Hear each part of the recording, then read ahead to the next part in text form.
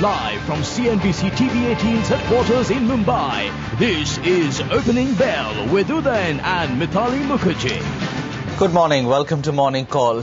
Is today the day when the Nifty hits a new intermediate high?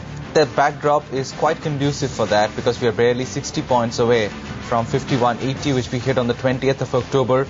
And since then, we've made very heavy weather of getting back to it. But today, global cues are supportive.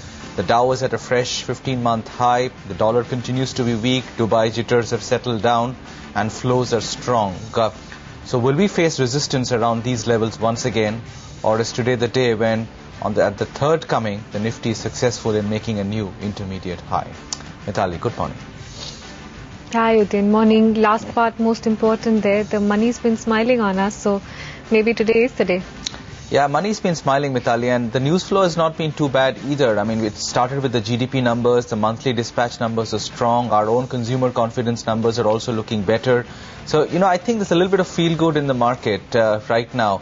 Compared to the last couple of times we've attempted to take out the intermediate high, this time around, when the market sees a scare and that scare blows over, there is a little bit of a feel good because you've just escaped or come out of a storm and you feel a bit better about it. So I think the fact that Dubai happened, markets have stabilized post that and gone on to a new 2009 high globally, it seems quite possible and likely that this time around, egged on by the good fundamental numbers we are getting from the ground in India, the strong liquidity flows and the fact that a crisis seems to have been averted technically globally because of Dubai, all three factors might come together to lead you past that 5180 high.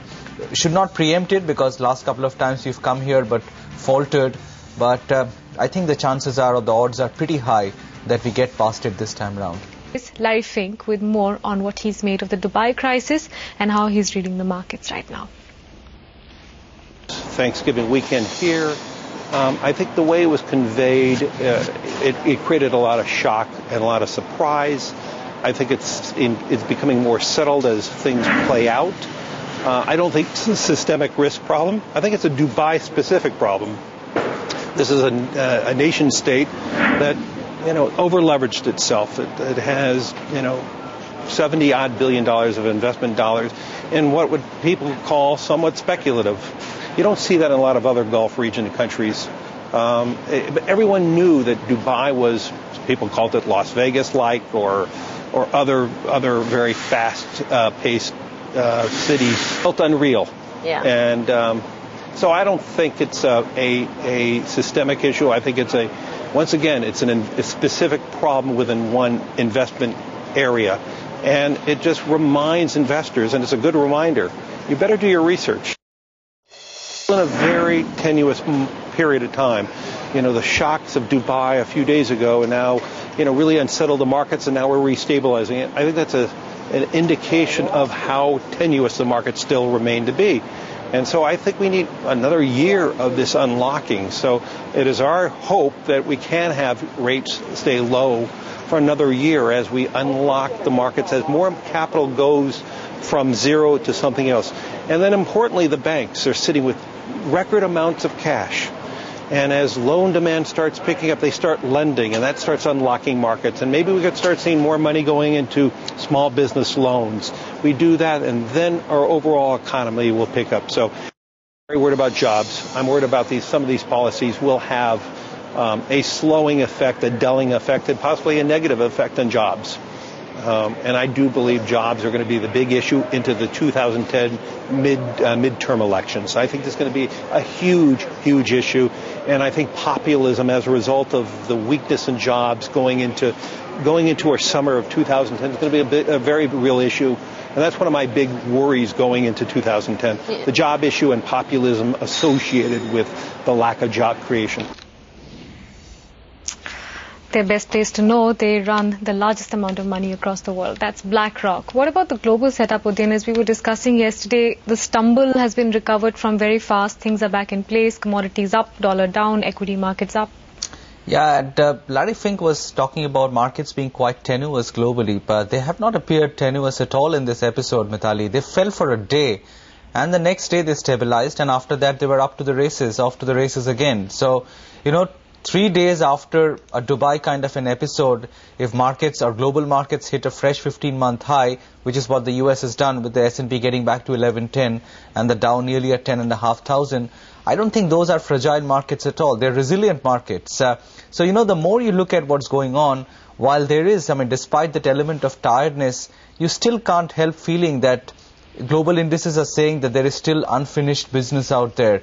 They will probably go, as the saying goes, it'll get better before it gets worse. So increasingly, you get that feeling that even if the correction has to happen, first the market will probably fatten the calf a little bit more by going to even higher levels and frustrating some of the cash, which might still be preempting a correction, and then probably give you that corrections at some other point when people start talking about it less and less. Right now, there's too much talk about how we could have a 10-15% correction and then the markets will rebound again.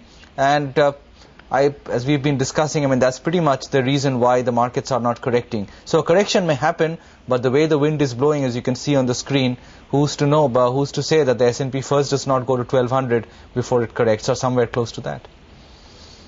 We should get to that 5180 this week, though. Otherwise, there'll be a sour feeling in the market about what we're doing about our intermediate highs.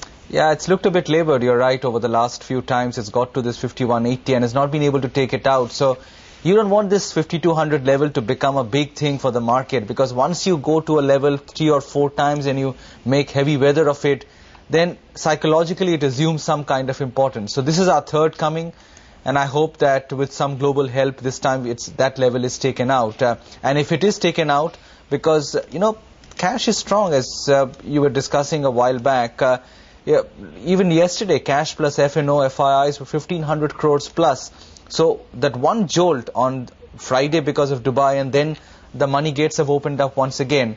So who knows if this is the November correction or the fag end of November correction which is done, and December has once again started on a positive note, and in this month we can probably take out 5180 and maybe even get to, with some luck, to 5300 plus kind of levels. That is the kind of area which a lot of the traders have set their eyes on for the end of the year, 5300-ish, give or take a few points.